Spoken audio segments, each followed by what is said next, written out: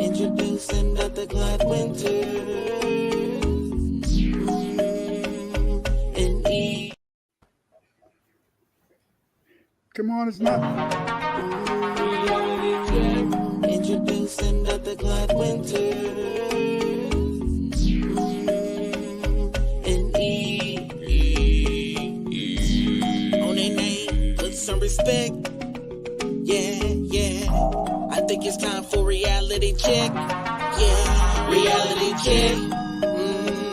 Gotta get you back on cold. Reality check. For the young and the old. Reality check. Yeah, yeah, to heal your soul. Reality check.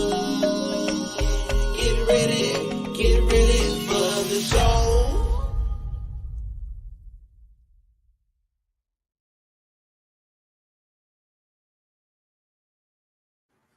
What up, though? What up, though? How you doing there? What's going on, Dr. Winters? Peace to you guys in the room. Welcome back.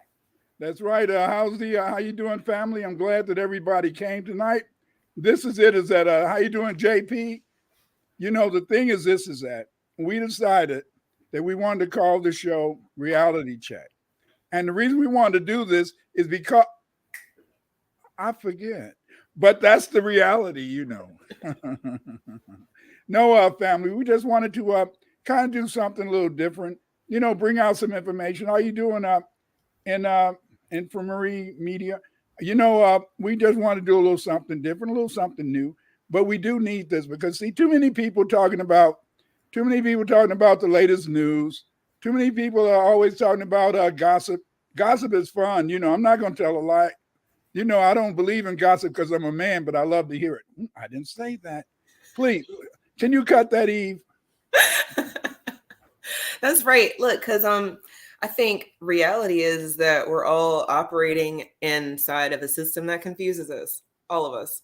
And then from there, I think we can take a step back and pause and really redefine some things, or at least come to a better understanding. We can give each other a reality check and not have to worry so much about how hard it hurt. I think sometimes we have these reality checks and it's like, oh, damn, am I the only one who felt like that? Or maybe you're that person in class who never wanted to ask the question, but then you're around somebody else who asked the question. You're like, I didn't have to put my foot in my mouth. So I hope these topics that we bring to you guys are an opportunity for all of us to kind of come to a better understanding so we can do something. Yeah. How you doing, Denise Bryant? Yeah, it is. You do want to see action. You do want to see people move forward. And one of the things that is very important is that we do seriously look at ourselves. And you know, today is Valentine's Day, and you know, so it's a day that I didn't that I always had to be careful. You know, I had to always, in a sense, try to get a gift for my wife. At first, you know, my mother-in-law, and my grandmother, when they were alive, I had to get 4 gifts. Then I only had to get 1 gift. My daughter, well, I love you, but hey, I don't do that to daughters, you know. But it's Valentine's Day. It's a very interesting day. It's a day that that women always like. I'm glad we're starting here because reality check. Let's talk about it. We don't celebrate holidays, mainstream holidays here in my home, and I think that it's we sensationalize a lot of things that we should be doing all of the time. And I saw so many posts today that's like, if you're with a real one, then you get Valentine's Day every day. And I don't know if that's real either, because everything's not fairy tales and la la land. We're not in honeymoon time all the time. However, are we really reserving love for one day of the year? Is that really what people are doing? I don't know if that's the reality I want to live in, Dr. Winters. How you doing, Devin? Views, Naughty, all the way free. Yeah, you got a point there, but thing is that I don't know because see, you know, when you're young, when you're in your 20s and 30s and 40s, you know, maybe early 50s, you know, you just make love like monkeys, you know. then in a sense, so that's very important. But see, love is how do you define love? Is what do you want in a relationship? And because see, as I think I told you before, is that when I met my wife, I told her that I didn't believe in love. I told her I believed in respect. You see, because I told her respect would last longer. Right. And I told her in a sense is that love you always heard the one you love. Love is never having to say sorry. I didn't believe in stuff like that. And so then so I had to in a sense grow into it. But see, just like you said, you don't practice any holidays. When we became Muslims. So when I became a Muslim, I asked my wife, I said, hey, will you join? Will you, will you go along with it? Will you, pray, fast, all that type of stuff? She said, yeah, but I have one thing. She said, I'll be a Muslim. I'll be a Muslimah, but I'm going to, don't mess with Christmas. I always got to do Christmas. And that was it. And that's what she did. Is that she always made Christmas. My kids all loved Christmas. They learned a little Arabic. They learned their numbers, all that type of stuff. And they learned how to pray peace will be, oh Lord, and all that mess up. But the point is but she didn't want me messing with her Christmas, you see. And see, this is the thing about being independent and about having a reality, you see. And when you do this reality check, when you look at reality, it's kind of hard because see, each of us have a different way how we expect our lovers to be, you see, because we play so many roles. How you doing the century with Emmanuel? Look, I agree with that because we all are approaching reality from how we were reared, how we grew up, what our parents taught us in our environment, but like you compromised with your wife about Christmas. I don't know if it was a compromise or if it was just a general understanding, but we don't celebrate Valentine's, but he does make it special for me. He didn't say Happy Valentine's Day or anything, but he did make it a point to make sure that I felt extra special today, I guess. But like I've been reading on Facebook, if you got a real one, you feel that all the time. So I don't know. It doesn't matter. Right. I think that now, because of social media, everybody is trying to gauge their relationship or how they're doing things up against what other people are doing. And I don't know if that's a bad thing as much as we shouldn't say if it's I'm doing bad as much as, I'm sorry. I don't think it's a bad thing to see where everybody is. But I do think it's bad once we start saying I'm not where I'm supposed to be because somebody else is where they are. I think it's complicated because as a man, you're always being judged on Valentine's Day. See, you're okay, you're good. You say you don't care, but in a way, most women, in a sense, they judge you. What did you do? You didn't get me this. You didn't get me that. And they don't have to say it. Just like my wife, she used to always say, the kids, I'm tired of my sons always bringing me all this candy that's making my ass get bigger, I said to myself, your ass is not getting any bigger. You're not getting any bigger. Your ass isn't getting bigger. But I didn't dare say that. But I'll tell you this, family. Tomorrow, if you see me at Walgreens buying that half-price candy, and then look at my body, and you'll know why I'm the way I am. See, that's the thing. See these skinny women, these pretty women, pretty girls in a sense, they talk a whole lot of ish. Yes. See, because they grew up all their life. My wife used to say people want to cut her with a razor blade, because girls in a sense don't like pretty girls. So pretty girls, they don't really show they're pretty. Because see, if they show they're pretty, then therefore, in a sense, they feel that they can hide. No, you don't hide. The girls know it. The guys know it. See, and so so family, when you're listening to Eve, you got to remember, I think she was a pretty girl. And because she was a pretty girl, she wants to be invisible. No, you can't be invisible. You can't be invisible. What does Nadi say? What does she say? Beautiful smile. Yes. See, that's the whole point, is that, you do want to share, but in terms of reality, how would you define reality, Eve? I guess reality to me, when I was thinking about it, it's just what is real, just at a basic understanding. And then once we start defining what is real, people have their own definitions. You know, you hear my truth, your truth, his truth, their truth.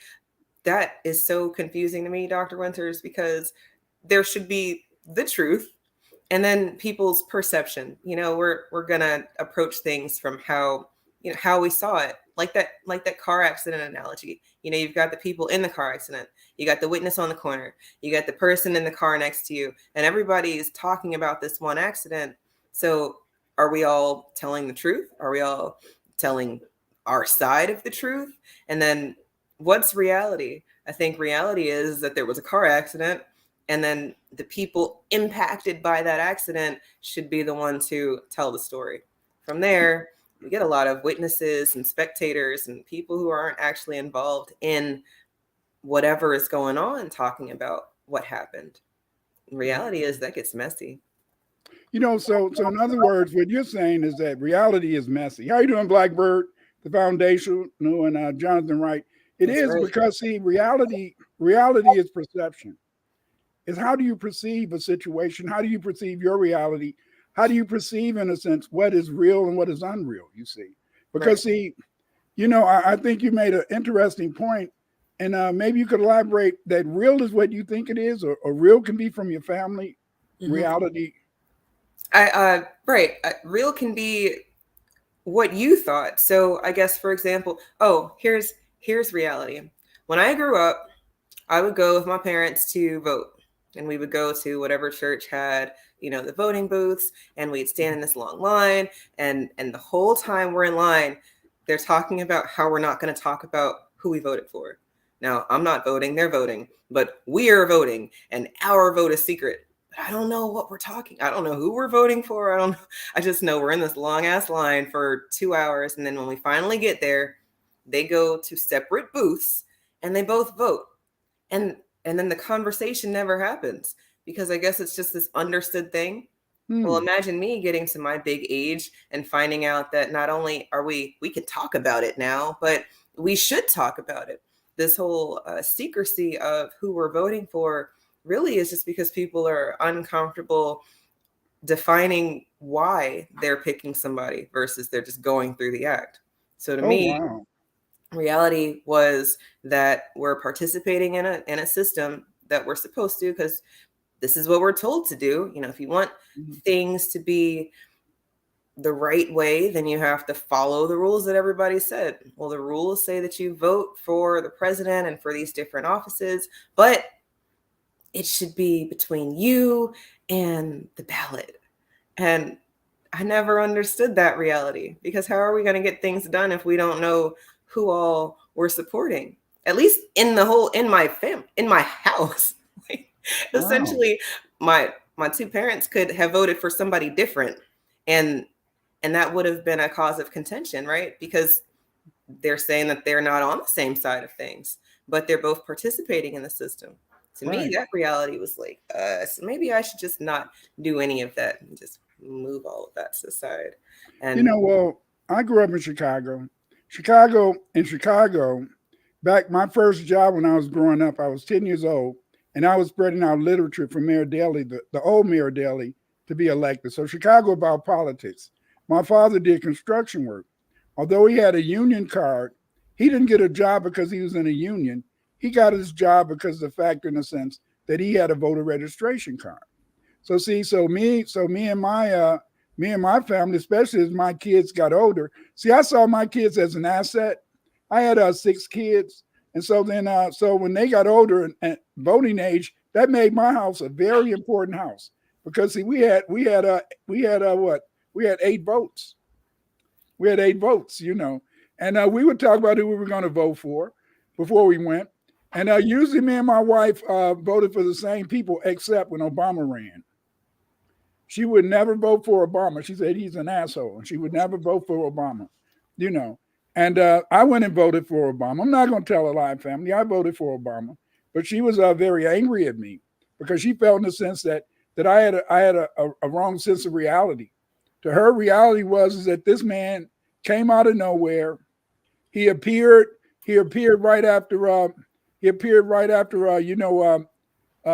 Clinton said that she was going to run for president. The next thing you know, he comes in Chicago. He goes to the right church. He goes to the church with Oprah Winfrey and all that. He meets the right people. The next thing you know, he's running for the Senate. He's running for the for a state office. And stuff like that. And so then my wife said he's phony. My wife went off her gut. She had a gut. I didn't have a gut. I still don't know if I got a gut. How you doing, Russell Richardson? And so she said he's no good. And if you hear Dr. Short went to school with him, and he says he's riding too. I don't know. I don't care. But the point is this: is that reality is all about perception to me, Eve. It's all about how you see things. You see, because there's you brought it up, and in a way, there's different realities. There's a reality. It's just like the roles you play in any relationship. Okay, but you have various realities. You have your reality within your home. You have your reality with your children. You have a reality outside. But then also, in my case, you have a reality based upon your race. And what I mean by that is that, because of the fact that me and my wife, we were teenagers and all that type of stuff together. And so we were in the Black Power movement. And so then therefore, we didn't believe in Martin Luther King-ish. We were from Malcolm X. We back in the day, we were supposed to blow up this police station on 51st and Princeton, and they never gave us the dynamite. People talk stuff, but this is what it was. So I knew my wife was ride or die. I knew in a sense that she would die with me, and she would, and so then how you doing all the way free? Oh, I already said that. But so the thing is this though, is that what I found is that was that reality. And so we had a reality of blackness. And see, my racial reality,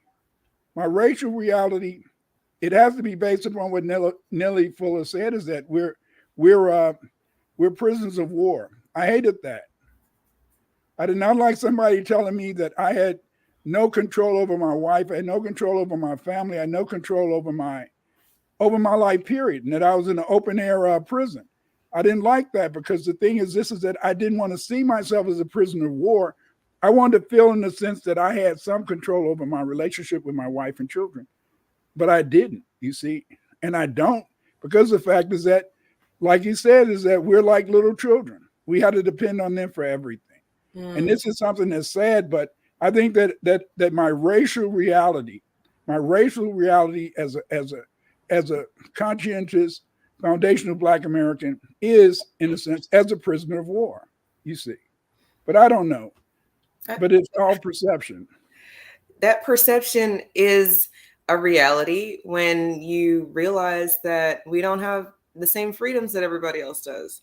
I'm inside of our racial reality. You've got people who look like us who also have not shared our experience. And then they'll tell you, well, we're all Black. Well, okay, yeah, we all have melanin, but your experience is that you lived in Europe for 10 years in high school, and that you are from the continent, and you've got these tribal languages, and now you're here telling me that I need to do more to make things make sense. And I've never had that reality. We're all saying that we're all the same people, but then our stories are so different. That reality seems like we should explore what people's origins are. And then that kind of goes back to my truth versus your truth. I think the truth is that we're all experiencing this confusing system, trying to dismantle it or operate inside of it. So you've got people who want to blow up the system, and you got people who want to exist inside of the system. Yeah, but we all want to exist. Well, we all want to exist, but in what way or at what cost, Dr. Winters? Because if we're saying that we're going to exist inside of the system as is, then Black people can't hang out together. Because we're going to do something crazy, or Black people only like to eat. The bulk of our time is spent eating with family. We have cookouts and parties, and a lot of it is just food related, not necessarily business oriented related, maybe. I don't see a lot of those types of communal But is that gatherings. but is that everybody's reality? You know, Dang. some people, they, you know, I remember when my kids were growing up, and you know, my kids, my wife, like my wife in a sense, she she loved my children, you know, and she loved the kids in the community. So, you know, the kids could come over our house, but the kids couldn't go in the our kids couldn't go over other people's houses because a lot of black people at that time, they didn't feel that children should be in their houses because they were afraid they were going to mess up their living rooms, you know. Ooh. And so then they felt in a sense. So then what happened is that you know, when my kids were little, before they got, you know, in their late teens, you know, everybody ate at the same time. You know, everybody ate dinner at the same time. Okay, breakfast at the same time, and that's it. Everybody had to be there to eat at the same time. So then the other kids in the community, they used to call my kids the Brady Bunch, you know, and they called them the Brady Bunch because my wife wanted us all to eat together and stuff. And so then that was a different reality for many people, you know, because other people, in a sense, some were latchkey kids. Mm. Then other people, you know, their moms were out of it, or their father was out of it. I mean, maybe the father was whooping his wife's butt and all that type of stuff. And so these perceptions. So when you talk about barbecuing and things like that, those are things that some families do, but that's the reality just maybe for you, maybe sometimes for me. But the thing is, this is that we have so many realities, Mm. and as you said, is how do we bridge that gap? Or should we bridge that gap? I don't know. Should we? That's a good question. You're saying multi-reality. I'm thinking multi-universe, or everything is not so linear now because everybody's family experience is probably different.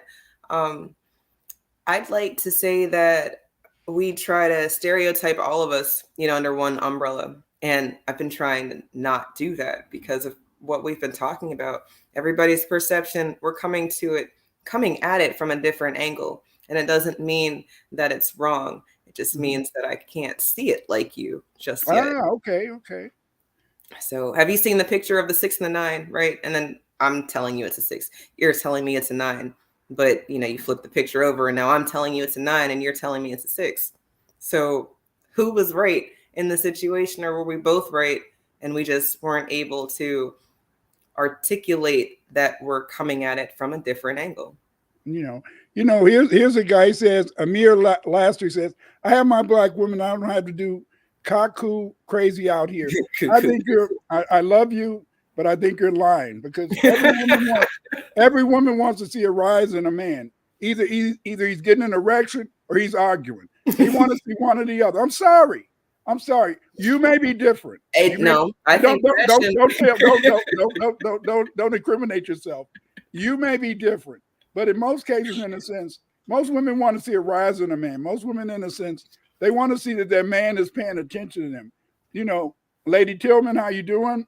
They don't want you to hurt them. They don't want you to be mean to them. But at the same time, they most women don't feel you're paying attention unless they can have you doing something that they feel they want you to do. You see, that's what I feel. I might be wrong. You know, family, correct me.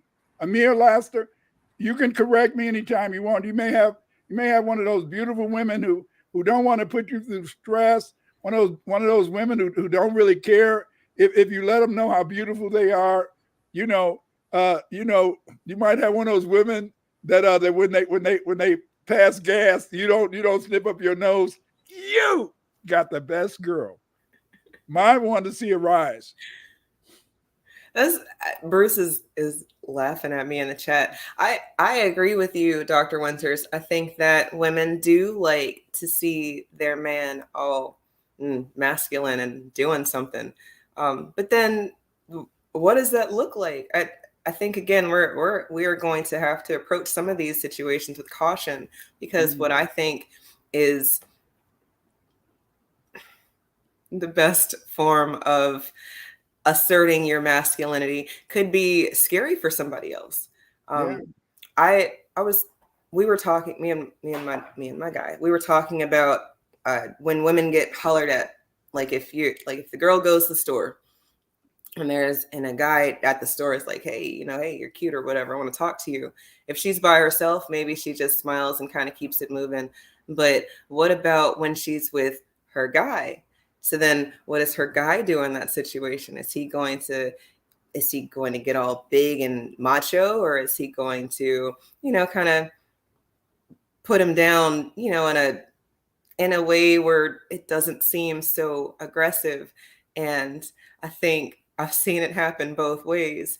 And the woman's man who gets all macho, she really likes that. And then the woman's man who is kind of passive about it, she's talking a lot of shit about that later. You didn't stand up for me. You didn't say, that's Well, but that's well, just the thing is, this one is reality. it's kind of complicated. Amir Laster, he says, we be over here farting and laughing. Me too. But again, that's a long time ago. But the thing is, this is that I think that this is it, is that if I'm with my wife, when I was with my wife, if we were walking, I had a pretty girl. So I knew I had a pretty girl. I had a beautiful wife. And because I had a beautiful wife, I understood that men wanted my wife. They couldn't help themselves. They couldn't help themselves. Just like I thought I was handsome and women wanted me, and that was just the way it was. My wife would get mad at me because of the fact that women would want to be approaching me, and she would be mad at me, but I couldn't help it. The only thing is I didn't have the light skin of my father and his gray eyes. Now that would have been too much. But again, in a sense, I think that if I was with my wife and somebody tried to hit on her, then therefore, in a sense, I might would get angry. But what I found is that if we be in the store and I be in a different aisle, and then a man might approach my wife and she might say, hey, I'm married or whatever. And he say, oh, I'm sorry. You can't get mad at a person based on that situation. What I hated growing up is that I knew some girls that wanted you to hit them.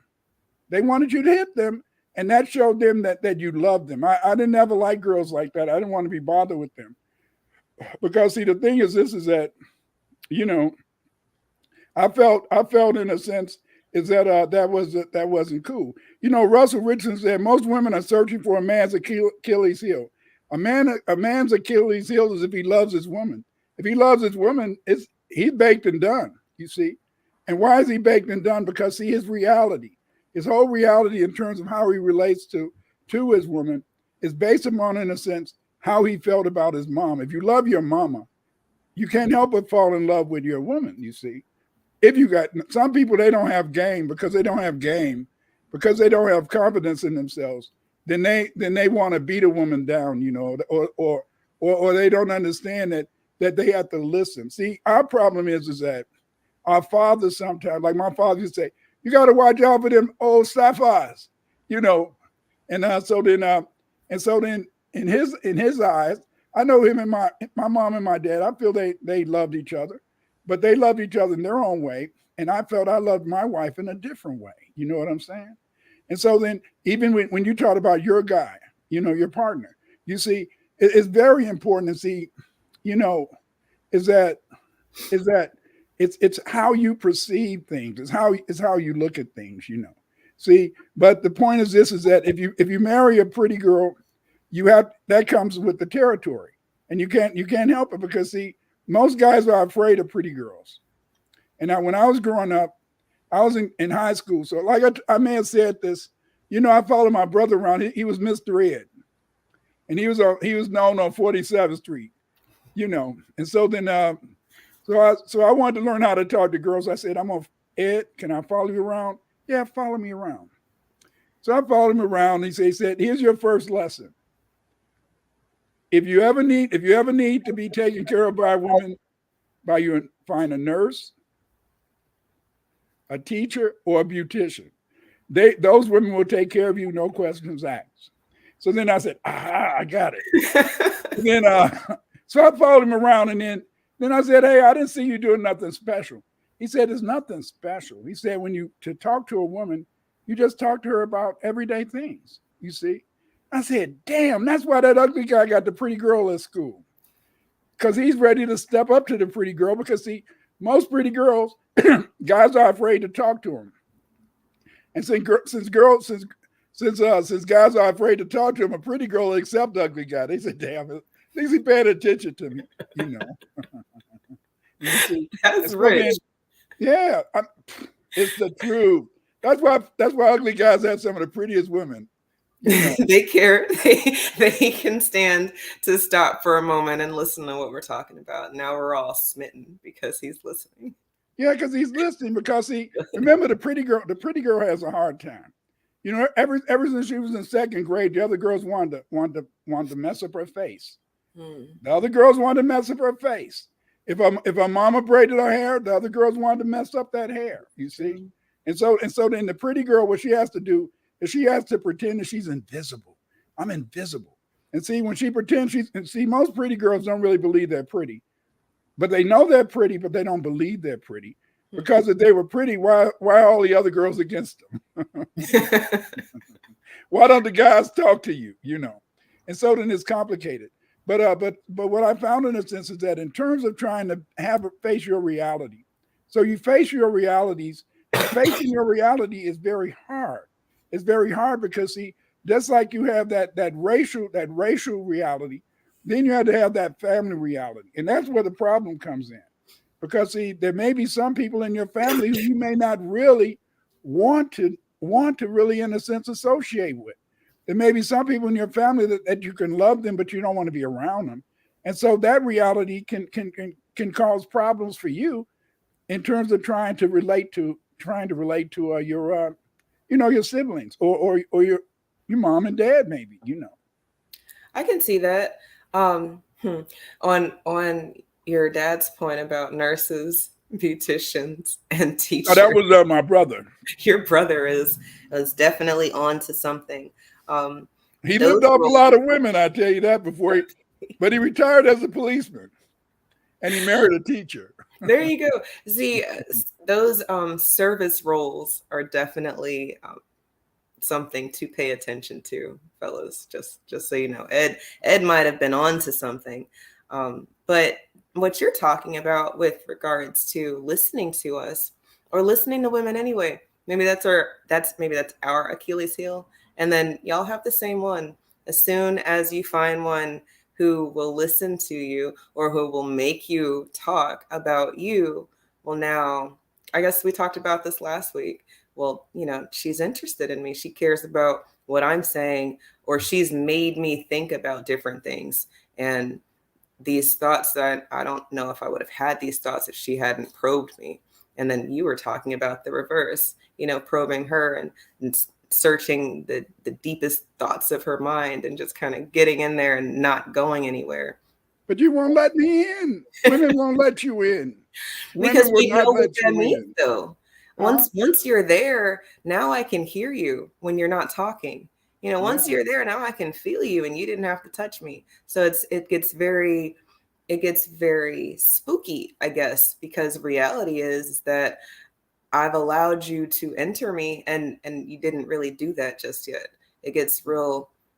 Is it sexual? I think we're attracted up there before anything else happens. That's what they say. You know, the thing is that okay, Brad Murray says, "Yo, that's funny," as my aunt is a beautician and she's taking care of my uncle. And then Bruce says, "I like nurses, but they work kooky hours." That's true. That's good. That's why you could have a woman on the side. No, but the point is this: is that, teacher, Bruce. Yeah. See, the point is this: is that one day I got a picture. One day we're going to talk about on the show. But that's the one thing is that I've always wanted. I always wanted to see when I married my wife. After a while, I wanted to see how much my wife could love me. Then I wasn't satisfied with that. Then I wanted to know, what is she thinking? How does she rationalize and see as a woman, you let your partner in, and your partner has a wide door open. But see, it's just like a mom.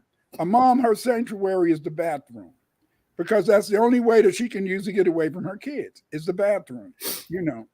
And in fact, her husband don't come. I want to shit by myself. Thank you. And so then The bathroom is her sanctuary because that's where it is. But see, at the same time, as a man, when you really love a woman, you want to know what she's thinking. At least you think you want to know, but you really don't want to know because you're afraid. See, you have two things. You're afraid in the sense that her reality, how she sees things, you may not be included in it. So you don't want to know that. But then at the same time, you look at your woman and you say, damn, you see, what's going on? And and then your wife or your girlfriend or your partner say, you know everything about me. I tell you everything I feel. But then you look them in the eye and then you say, damn, is that true? See, and that's the thing is that I think that most women, it's always a piece of them. It's nothing mean, it's nothing dangerous, it's nothing evil. But I think that most women, they never let you know everything in terms of how they feel, how they see the world, because some things in a sense they like to keep to themselves. I don't know. I agree. I think that it's still, I don't know if seductive is the best word, but it is a mystery. Some of my thoughts aren't productive. So I don't know if that's something that I would want to just tell you, because where is it going to go? But that's just me. Sometimes we're not thinking about anything important, or it's just something really stupid. Now, I'm afraid that you're going to judge me for the really stupid thought that I just had, and not because of anything more than it just popped up there. Bird brain. It's a lot of women who have bird brain mentality, and then you want to know everything about what's going on in my head, and now I'm afraid that you're going to judge my bird brain. That's not fair. So I'm going to just do that. Brad Murray said, man, my mama ain't playing about her bathroom. And then Nadi said, my mama told me, act confident even if you're not. And see, here's the whole point is that, see, that's the beauty. That's the beauty. That's the beauty of when you form a reality and two people can form a real reality. When two people create their own reality, what you may think is bird brain, it is bird brain maybe.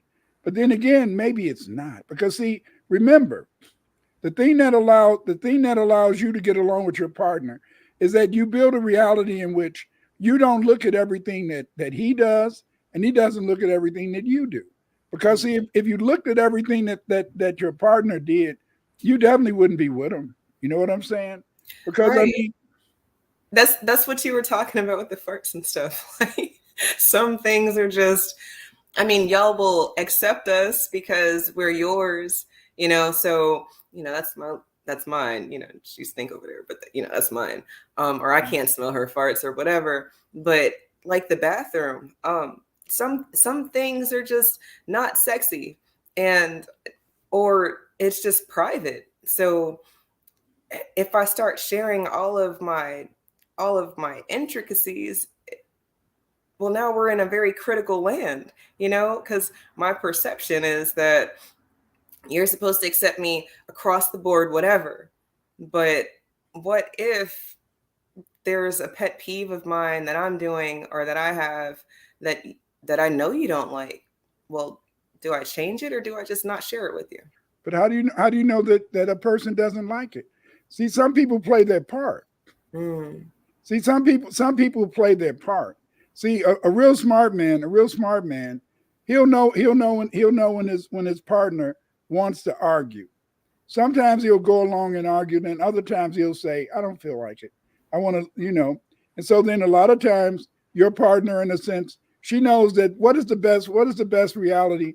How can I get him to pay attention to me? Because see, he's not paying attention to me, you see. I look at football with him, but he's still not paying attention to me. So I think I'm going to start an argument doing football. And then once the argument is over, even if it's not a real bad argument, then in a sense she's happy, and then you can watch her game and you're happy, but you pretend that you were upset. See, remember, you create your reality. See, the problem that we have The problem that we have as black men and black women is that our women don't know how to be loved. Our women don't know how to be loved because their mama and grandmama, they didn't feel love. And because their mama and grandmama didn't feel love, then it's hard to pass that on to their daughters or to their sons, you see. And so then it's very difficult. It's very difficult. You see, when I was growing up, a man did not hold hands with a woman. A man did not hug a woman out in public, you see. A man, in a sense, would never say he loved his woman in front of another man, you see. He had to, because my wife in her generation, she said, you better hold my damn hand. You're not holding my, when I got married, I was still in college. And so then every woman she looked at said, did you go with her? No, I don't know her. But anyway, why is she looking at you like this? I don't know nothing about it. You better hold my hand. and so then I had to move away from these things that were not traditional black man things. She wanted to make me look like a simp. Oh. Yes, I was looking like a simp if you going around holding your wife's hand. What you holding your wife? So what if she your wife? You the man, baby. You got to be strong and stuff, And it's almost like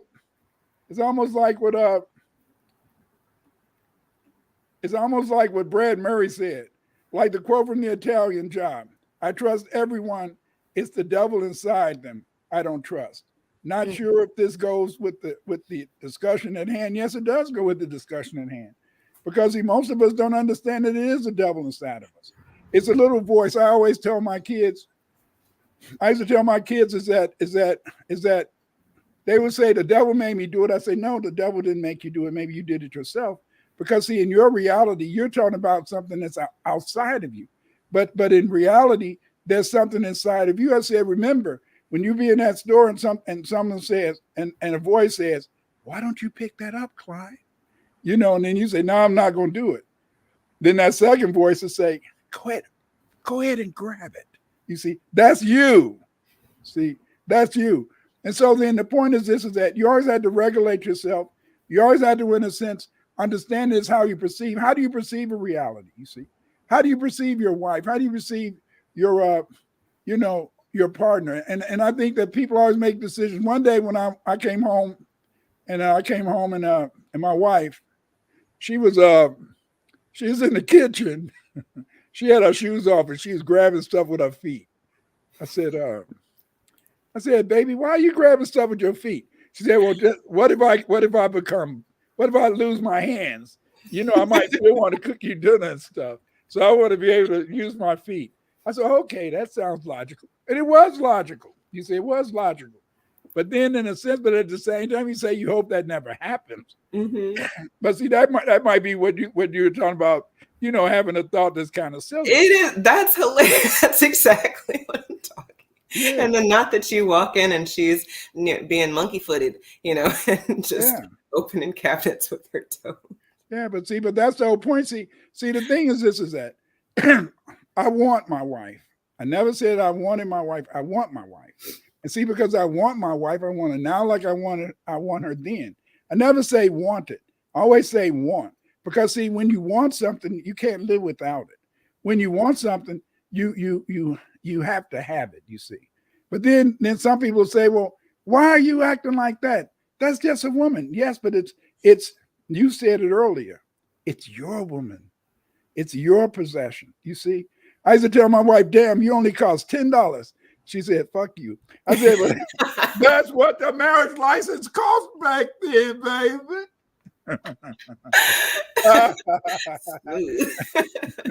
My wife might say anything. But anyway, the thing is this, is that it's true. You do in a way, you do want to do that. But I think that as a woman, I don't think women really feel they own their men.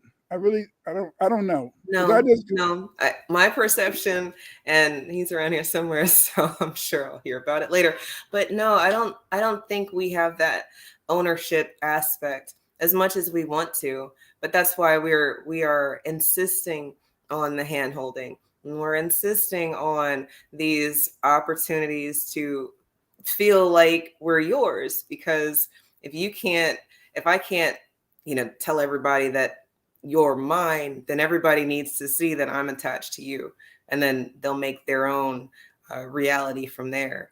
I don't know that there's ever been a situation where a woman has tried to approach my man when we're out, as much as I see looks, and I see glances, and then sometimes, I want to snuggle up on him a little bit more because I see the looks, and that's vice versa. So we can communicate without any words to anybody, just by how we're looking with each other out in public.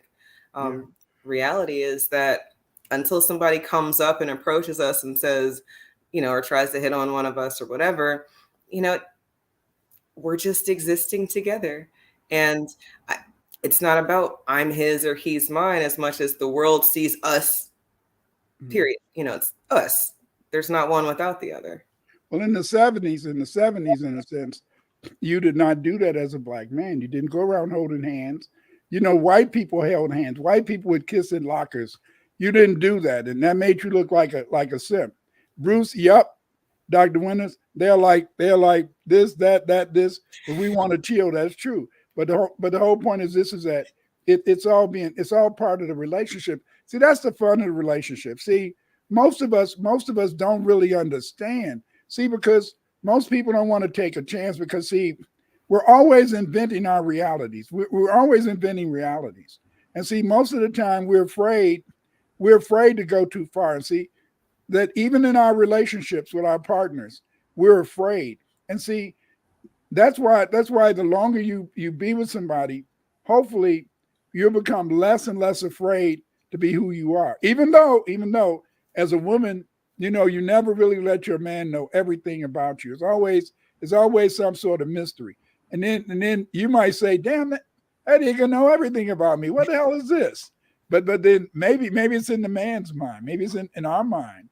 You see, but don't you in a way want to create a reality in which you're mysterious? Absolutely. I don't Why? want it, because I don't want it to be the same thing every day. So the same way. Well, actually, right now I can't really do a lot with my hair because it's kind of it. But before, when I had hair, I can change my hair. I can, or I can put on a different air, and now I'm different, but I'm the same. And I think that's that mysterious thing that we're talking about. We don't want it to be so mundane or so, boring, because then you're going to lose interest. So maybe that's a very interesting thing, and that's good because, as you said, you don't want to be boring. But what is boring? Hi, Dr. and Eve. Hope you had a good Valentine's Day. Mine was just great. I didn't have to worry about getting anything. I'm going to tell you something, Marsha. I have a better day after Valentine's Day when I can get that candy cheap and I can get fatter. I'm gonna be at Walgreens. Everything half price. 75% off that Valentine's Day candy. Yeah. But the thing is this: is that it's this mysterious. Maybe we both in any relationship, maybe the man and the woman, they're both playing games with each other because maybe we want you to be mysterious, but then at the same time it's now this is the whole point. See, now this is the hardest thing as a man. The hardest thing as a man is as you said, women don't want to be bored, but they also want you to be part of the entertainment. And so then this is very difficult. See, that's why a smart man, he listens and he goes along with the program.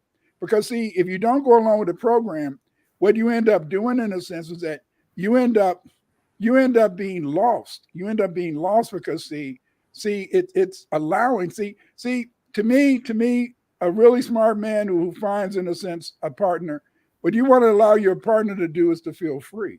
And that's very hard. It's very hard for your partner to feel free because of the fact that, number one, she has to go to work, she has to play a role. But then at the same time, in a sense, is that black women are always waiting for you to leave. How you doing now, Tones 5? your woman always is expecting you to leave, even though you are not going to leave. See, my father taught me that you can't flee. My father taught me that a man takes care of his family. And, and I told my sons when they were growing up, I said, hey, you got to take care of your family. Please don't get a baby out of wedlock. Please, please. And then, and they said, and one of them said, why? I said, because if you have a baby out of wedlock, maybe the mom won't let me see my grandson or my granddaughter. I want to see him. And so then, and I said, also, I said, I'll love you till the day I die. I can't help but love you because you're mine. You're my son. But I don't want to just love you. I want to respect you as a man, you see. And to respect you as a man. And I think that that's the whole point, is that what is my reality in terms of trying to relate to my sons is that, hey, is that, Willie D, I was listening to him today, and he's talking about Monique and her son, you see. And he's talking about his Monique's son is 34 years old, and he's all upset and all that type of stuff. And why don't they go meet hand in hand and stuff like that? And he was saying that a mom is special. Yes, your mother is special. You want your mom to always be recognized as being special. Sometimes you can have issues with your mom, but even though you may have issues with your mom, you also, in a sense, try to find a way. You always try to find a way to be able, in a sense, to get along with them. And I think that my father taught me things that were kind of different. He said, number one, when you get married, you never tell your wife how much you make. Never tell them how much you make. They don't look at your check. Number two, you never come home at the same time.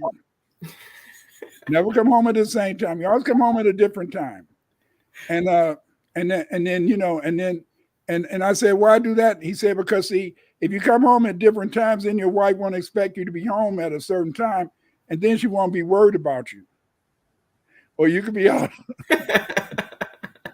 or you could go be with your friends, and and you could talk with them, and you won't get in trouble. No, so never come home at the same time.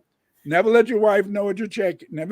Let your wife know what you're checking, how much you make, and always, in a sense, remember, in a sense, that always be attentive to your wife and all that type of stuff. Don't hit them, don't beat them, And so then that was the way it was. And so then I try to teach my sons the same thing, and they seem happy with their partners, their mates. They seem happy. They have been married a long time. I mean, hey, that's it. But the thing is, this is that it's kind of difficult because, see, as I said, when a black woman doesn't feel that she's being loved, it's kind of hard. It's and I don't know if a black woman, I don't know if you could be married to a black woman for 70 years, and I don't know if they would still ever believe that you really love them. That's kind of hard. Or maybe you might know he loves you, but you may say, hey, will he be there tomorrow? Will he be there tomorrow? I don't know. That's real. But that's trauma, right? Aren't we talking about trauma at this point? Yeah.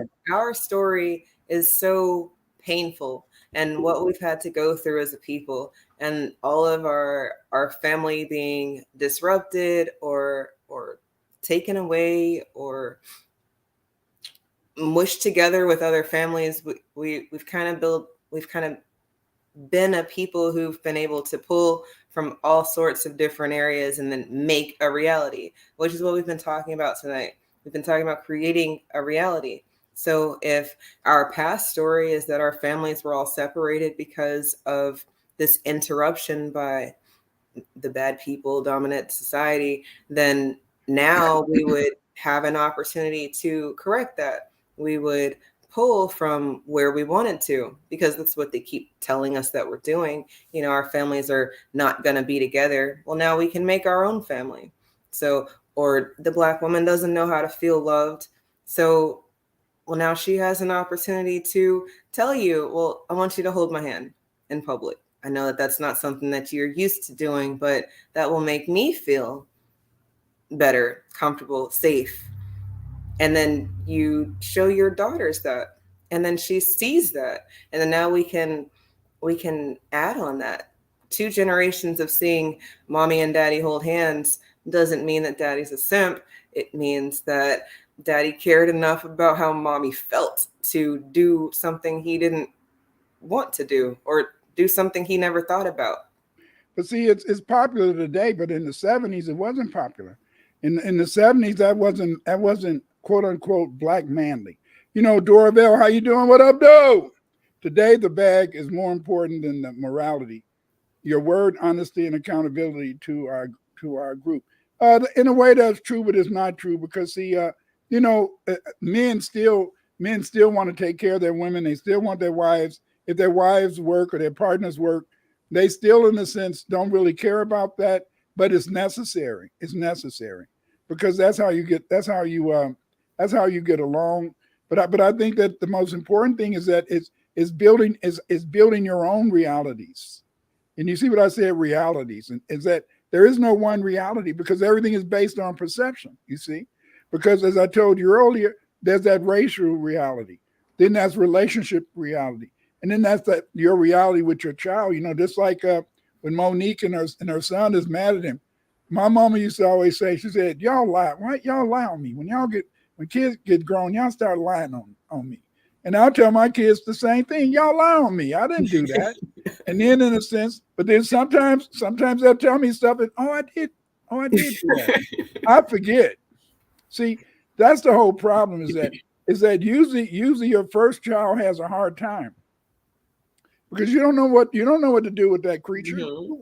Who the hell is he? Who's he? He's not my friend. He was my friend, and she brought him on the scene, but I know her, but I don't know him. You see, and so you're learning.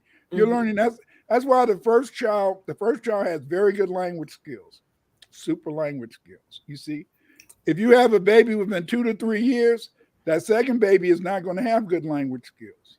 Do you know why? Why? Because you've already learned the little motions and mannerisms of the first child, and you know what they want. So a lot of times when they do those mannerisms, you know what they want. But see, that first child, you make them have to ask for everything. See, that's why the second and third child usually, in a sense, has poor language skills. And see, that's not my reality, right? Because all of ours talk so much. As soon as they could talk, they haven't stopped talking. Well, that's good. That's good. Because they have someone to talk to, right? But that too. But what you said about the gap in between those first two and how I wasn't really ready for the first child as far as what are we doing here? Not that it was an oops baby or that I was too young because I was married and a full grown adult, but I do feel like she's been growing with me. And when she's an adult, I feel like we're going to have this conversation about, no, I didn't do that. Or okay, maybe I did do that. We'll have those. Oh, you're going to have it. You're going to have it. You're going to have it. But it's the degree. It's the degree to which it's the degree in which they want to indict you. That's the whole point. Well, I guess their reality would have to be more than the bad. I was, this is embarrassing. I was running with my son one time. I was carrying him and I ran and I fell and I fell, like tumbled, and it was just this embarrassing sight to see. And I'll never forget that, but he doesn't remember it.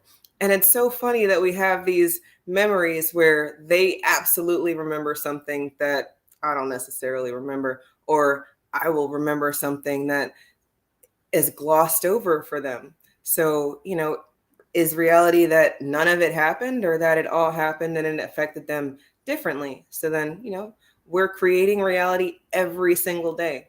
And then the day you stop doing that, well, that's the day where reality sets in and things start becoming cemented.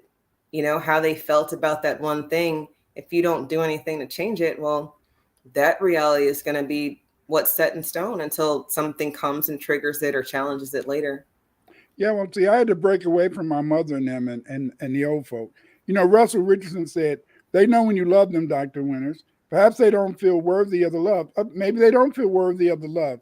That's why you're supposed to make your woman feel worthy of your love by you showing her that respect. But like my grandma and the rest of them, bam, Clyde. She'd be used to cook good food, so I'd be next to the table and I'd try to grab it, and then she, bam, slap me in the mouth. Don't do that. See, but me, I was able to learn how to tell my kids I'm sorry. If I did something wrong, I told them I'm sorry. I made a mistake. I'm sorry. And I tried to do that even when they were little. And I think that when you talk to your kids and when you make a mistake, you apologize and you mean it too. See, you mean it too. I used to sometimes like to tell the thing is that, I'm only whooping you. I want them to have a reality feeling in a sense that I only whoop them because they deserve the whooping.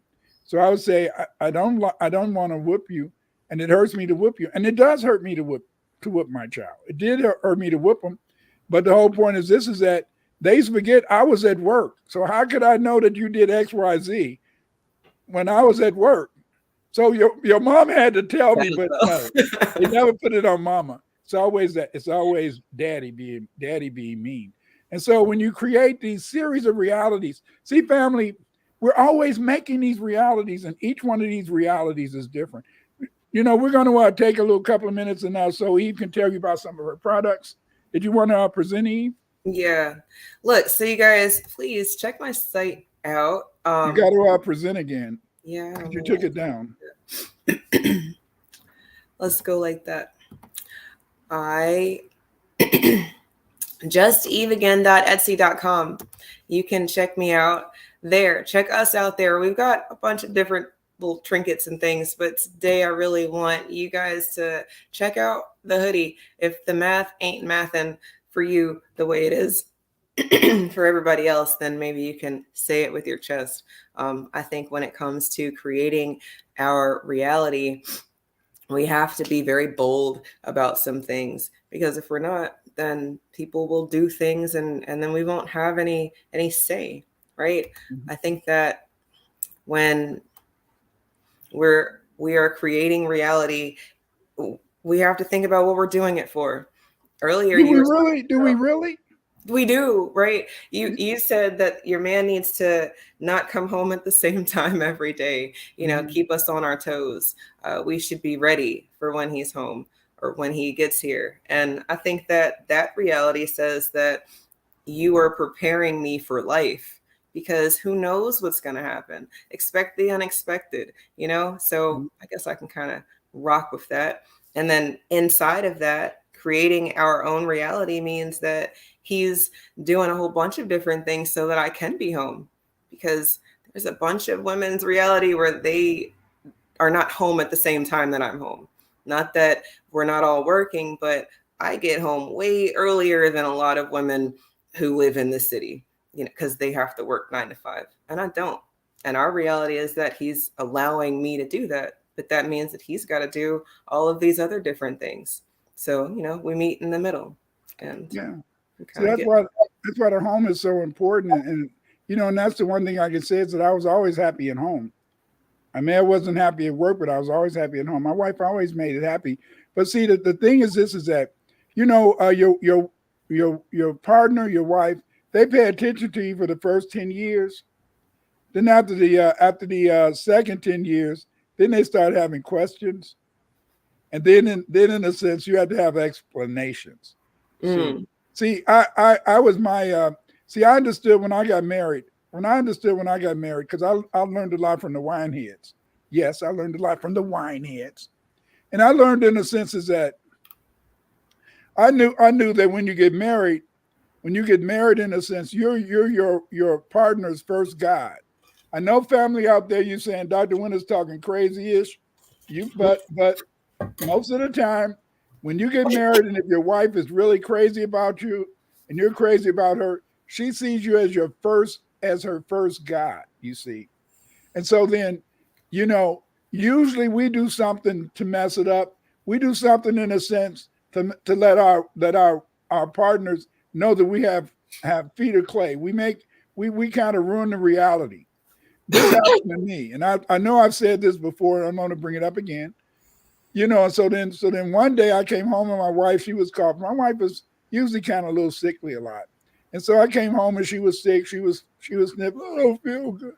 I said, and so then I was playing football. I've been playing football for years, and so when you play football and you get hurt, the coaches say you can just get out there and play. Don't think about it. So when my wife was telling me that she didn't feel good, and that she was looking all sniffle, eyes all watery, and all that type of good stuff, and I said, well, don't think about it, And she said, what do you mean, don't think about it? I don't feel good. And then I said a bad word. I said my mama never got sick. Oh, why did I say that? When I said that, she looked at me. She said, Clyde, I'll never iron anything for you. And see, my wife, if she made a statement out loud, that was it. And do you know that we were married 50 years? And I think after that, she may iron my clothes maybe once out of 50 years. And, back in the day, your clothes, because if she said it, that was it. She kept her word. She was a woman of her word and stuff, And then my kids would say, mama didn't do that. I said, well, that was your mama didn't let you get away with this. She didn't let me get away with what I wanted to do. I wanted to grow up and be a big boy. But anyway, and so then the thing is this, I think that you have to allow your partner to create a reality in which she feels, in which she has control over her reality. And you have to kind of just leave it alone, here's Dorvell. Dorvell said, and I think it's interesting. He says, Monique said that she was chasing the bag. This is a story we have heard of before. The oldest child feels abandoned and the younger children get all the attention that the first child didn't get. In a way, that's kind of it. I mean, that's what I felt. I felt that my sister came after me and she got all my attention because she got all of my mom's attention. But then I noticed with my wife, she always said she never had any favorites. But it's just that this is the problem. And this is what we don't understand. And this is what makes a lot of people like the Black Authority and Kevin, they don't understand with women is that if a woman has a child, you become second. You become second, and that's just it. You become second. And the thing is this is that most men who have never been married or didn't really get close to their partners, they don't understand is that your woman is going to put you second to the child. And there's nothing wrong with that. And I think that once you're married, you understand that.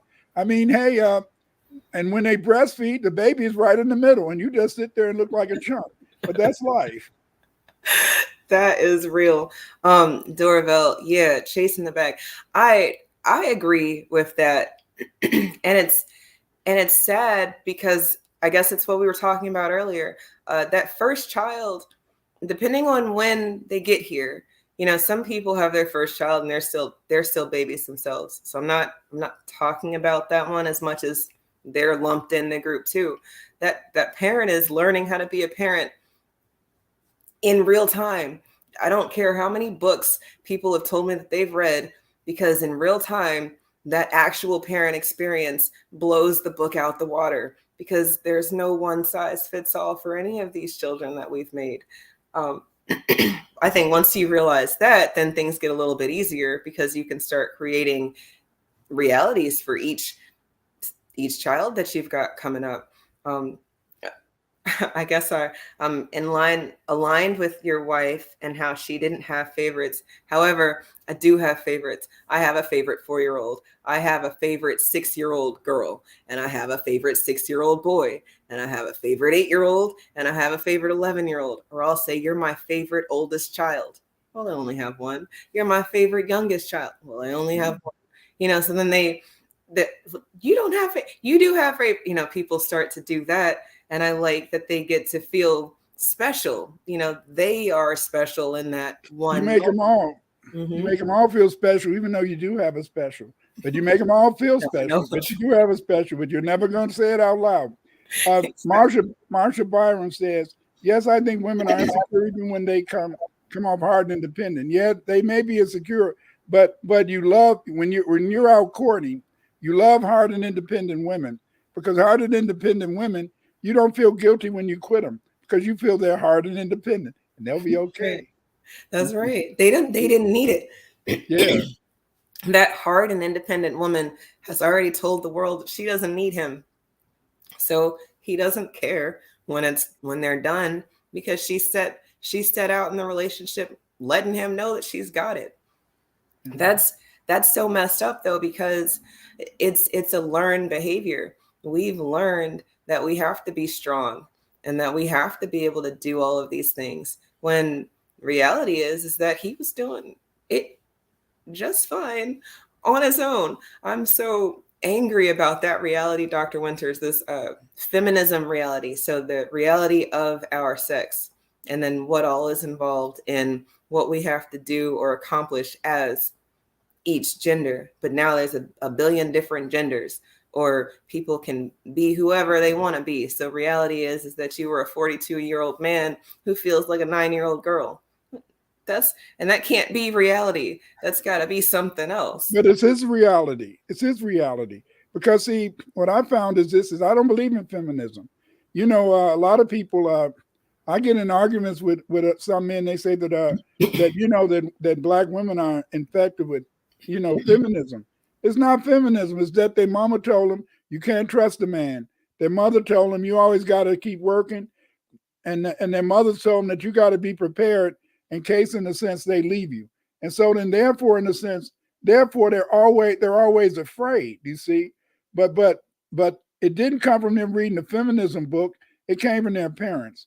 Dorvez or Dr. Winters, what was your 7-year itch like? I was here with divorce papers in mind. I didn't have a 7-year itch, because I was in the library too much, the only thing that happened down the road was, I don't know how long have we been married? I think it was after 15 years. And then my wife said she wanted to go find herself. And I was scared because I said, damn.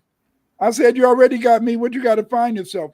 I was really scared because I said, damn, if she's going to find herself, maybe she'll find out she don't need me. Right. But that's what women go through. I understand now that's what women go through is that when you have a very good woman, you have a very good partner.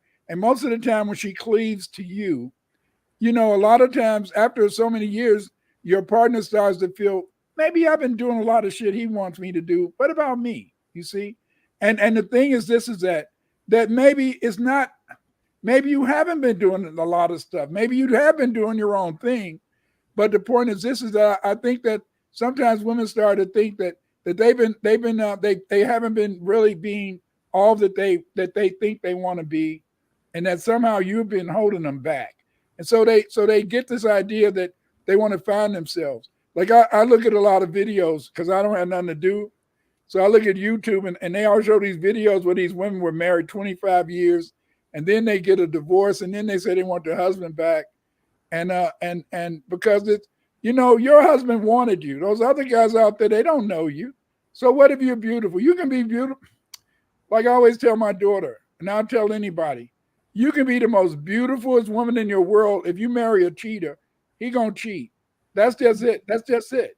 If he a cheater, he gonna cheat. It doesn't matter how beautiful you are. He's going to cheat. She's going to cheat. You see, I know 2 cheaters, and they were friends. And I'm not gonna name their names, but one of them, her 2 last kids do not look like her husband. So I know that that's not his kids, but that's none of my business. And I don't give a damn. You see, I don't give a damn because see, you had to live with that. You had to live with those things. But see, a cheater is a cheater. A cheater is a cheater. You see, and that's how you want to live your life. Fine, but that's your reality. But the reality of a cheater is that you're never happy to me. The reality of a cheater is you're always looking for that excitement from that first love, which you can never get, I mean, some people are constantly seeking that first orgasm, the real first orgasm, But then in a sense is that you find, or they're seeking that time when they felt so free, see? But you only feel free in love is when you're a teenager. You know why you feel free in love when you're a teenager? Is it because you don't have any responsibilities yet? Thank you. You have no responsibilities. And since you don't have any responsibilities, you don't really, in a sense, you don't really see that it's more to love. I remember back in the thing, and my mom would say, "You don't understand what's real." And I said, "What do you mean?" She said, "In real, you can't get you getting married young, and it's not going to really work out." I said, "Well, just because you and daddy-o, I used to call my father daddy-o. I said, since you two didn't work out, that was you two. But I'm not mad at you. Well, you're not going to work out either." I said, we'll see, because I take each day at a time. I said, you created a reality. You created a reality when you got with daddy-o. You created reality. You said it was going to be this, and you said it was going to be that. I said, when Diane told me that it was going to be this and it was going to be that, I said, no, baby. I said, we're going to take each day at a time. Each day at a time. And see, the point is this, is that when you take each day at a time, there's continuous growth. And you have to expect the unexpected. It's just like when I taught my kids how to drive. When I taught them how to drive, I taught them, in a sense, to understand that every day you might have an accident. So don't be afraid when it happens, you see. And that is the most important thing that you have to understand, is that you have to take each day, and whenever you create something, maybe because I felt whenever you create something, they always take it away, just like I do some real super videos, I think, and I was saying, damn, I love that video. And then it might only get 500 views. What?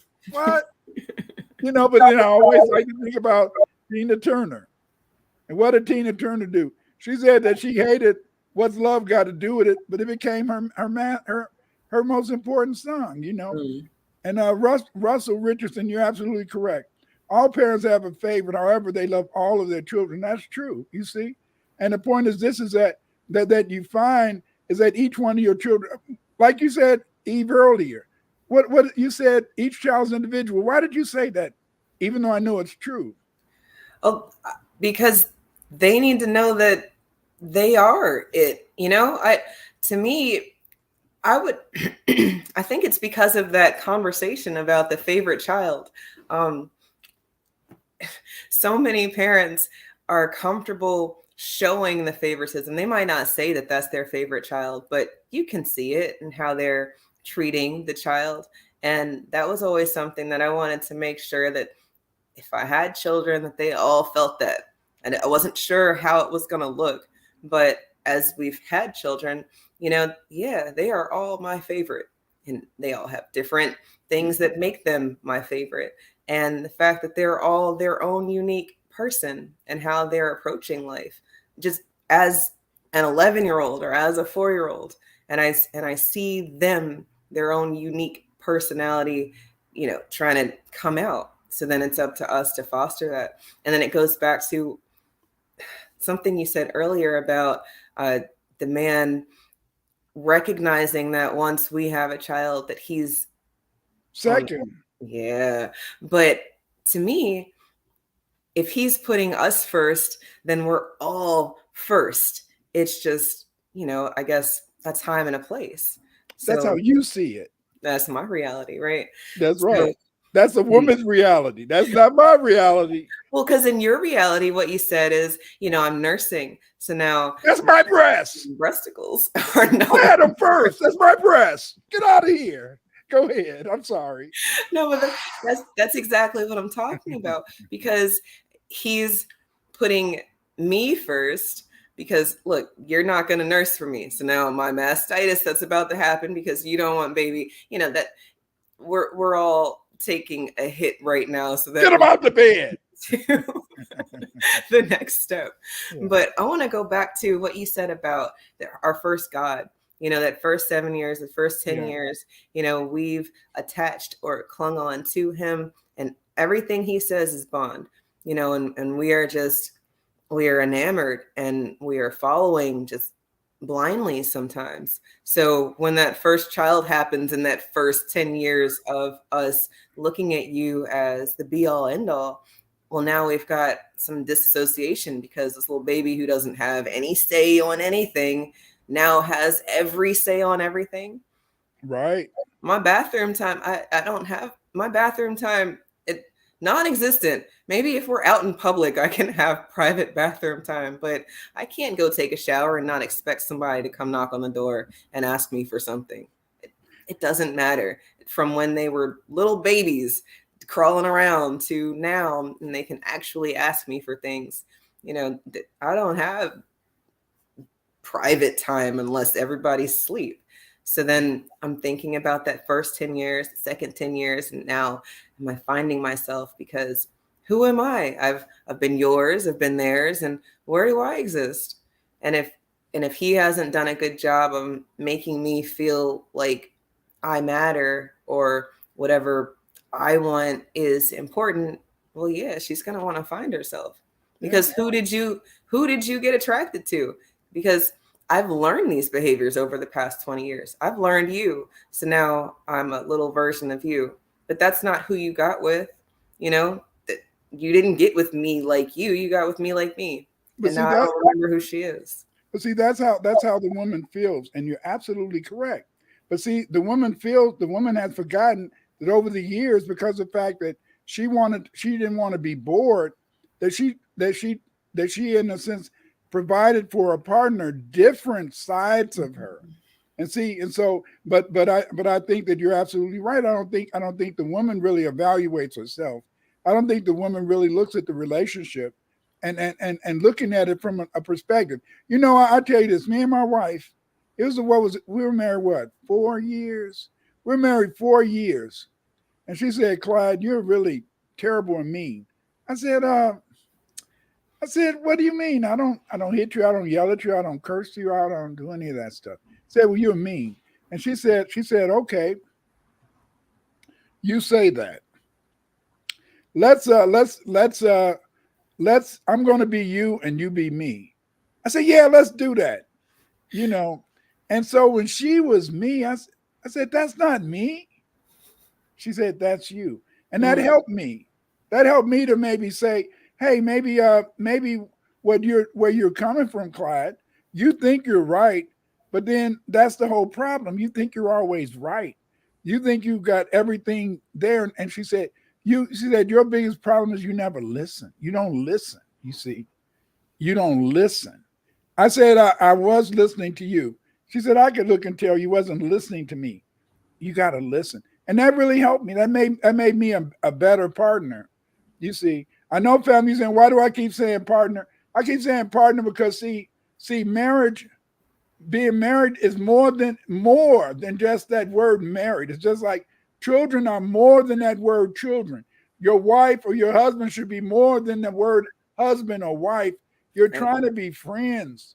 Right. And that's the hardest thing to be, is friends, you see. But friendship will last longer than, because see, as a woman, once you stop dropping them eggs, you're not going to be hot like you used to. And you're going to start, we're adults, you're going to start telling your man, if that's what you want, go ahead, just hurry up and finish. Let me know when you're done. "Oh, are you done?" "Yeah, okay, good." Anyway, no, you're not going to sleep. I gave you what you want. Now you got to listen to me and hear what I got to say. "Wait a minute, baby. I want to go to sleep." No. See, but that's what I'm saying, though, is that that's part of the changes. That's why when they talk about wise women, there's a lot of wise women out there. And see, but it's better when your woman is that old wise woman, or your man is that old wise man, than just any old man or any old woman. It's very hard. Marsha Byron, she says that I'm always in survival mode, and that's just the way it is. See, that's what our mothers did to my sisters. Like, out of my sisters, I think that some of them, I had 5 sisters, and only one of them had a successful marriage. The rest of them had children, you see, and they had relationships, but I think they listened to my mom too much, and I think they couldn't divorce themselves from that idea that they had to be strong, had to be independent. See, because when you're strong and independent, look at the movies. In the movies, they always have the blonde lady and the black-haired lady. The blonde lady is always weak, mild. She's always wants to be possessive of the man. But then it's that dark-haired woman, the dark-haired woman or the dark woman that gives up the man. She's so strong, she gives up the man to the blonde, you see? And that's because we've been conditioned to see our mothers did that. Feminism didn't do that. You know, I know a lot of brothers talk about feminism this, feminism that. No, feminism didn't do it, and you fucked up too. See? How did you mess up, man? You messed up because the point is this is that you don't understand that, like during the Black Power days, no matter what the brothers say, they did want you to stay in the kitchen and just cook some fried chicken. And the Black Panthers too. All of them was the same. But the thing is this is that women allow us, see, a good woman allows a man to have a false reality. What is your false reality? A good woman allows a man to believe that he's everything. A good woman allows a man to have a reality in which he feels he's in control of everything when he has no control over nothing. That's real. I was told that the cost of everything is everything. And then from there, if I've bought into reality with you, then you would give me everything. Well, at what cost? I think if we're approaching what Doravelle just put in the chat about 50-50 in the relationships, if we're only approaching it, I'm giving half and you're giving half, and now together we've got 100%. Well, you're going to be lacking. You're going to be operating in survival mode. And the reality is going to be that your prospects are going to look bleak because you're not attacking the situation 100%. If you give 100% at work, or if you give 100% at school, or if you give 100% in these other environments, but then you're not giving your relationship 100%, then what are we doing here? What is the purpose? I think what you said about our moms messing us up, or messing up some of us with their, they messed up a whole lot of them. A whole lot of women are messed up because of mama. Because of and their grandma. reality. Yeah. How they grew up, or their survival mode being activated because of their environment or whatever they were lacking. But now you've got people who are trying to break these generational curses, or people who are trying to reverse the trauma. And now you've got men who are bending over backwards for these women, strong and independent as they are, trying to operate in this soft and feminine. And it's not real, because reality is that you grew up thinking that you had to take on the world, or thinking that you could do all of the same jobs that the man could do. Dr. Winters, I was not allowed to pump gas until I had a car. Get out of here. I was not allowed to. My parents would not let me pump gas. If my brother had to go with me, or my uncle had to go with me, what? Pump gas. They wouldn't let me take the trash out. But in the same aspect, my brother was not allowed to wash dishes. He was not allowed to do the laundry. Not that he didn't learn how to do it. Not that we didn't learn how to do these things, but they were very strict about certain gender roles. They were teaching you reality, you see. They were teaching you their realities to make it your reality. Marsha Byron said, that's funny. My married girlfriend said the same thing your wife said. They're all in their 60s too. That's right.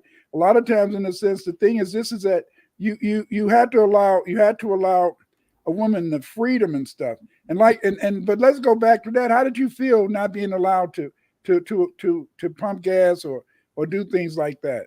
In real time, I felt lacking. Like, these are just skills. Why don't you want me to do it? It wasn't until later that I can appreciate, I like not pumping the gas, and I like not cutting the grass. I like operating in my feminine essence of not smelling like grass or gas or having dirt under my nails because I've had to fix something. But it took until now to realize that, because in real time, when everybody's learning everything and I'm being told that I can't, I think it probably would have been better received if they were able to articulate the why. They were just doing what they were taught, though. They weren't allowed to pump the gas. Their brothers had to do it. Their uncle had to do it. There were just certain things that guys didn't do and certain things that girls didn't do. So as I'm growing up. But wasn't that good? Wasn't it good in a way that they had those those Yes, criterions, you know. I do. I think that I thought now in real time as I was growing up, I thought that they were keeping me away from it. And I didn't know why they were keeping me away from it. But now I like that we've taught the children that there's a time and a place for all of this stuff. Yeah. Not that, not that you can't do it. Rites of passage. We were talking about this on another program that I had, and boys doing boy things and then girls doing girl things. Mm-hmm. Dr. Winters, you can't make a perfect pancake, but you can make a pancake, right? You can feed yourself. So, there's going to be different things that we excel at, and we should nurture those things in the right environment. Yeah, but you get spoiled because now my wife, so she died in 2020. Now I had to cook, and I said, how did she cook for that 20-something years, 30? How did she cook and have something different? How did she do that?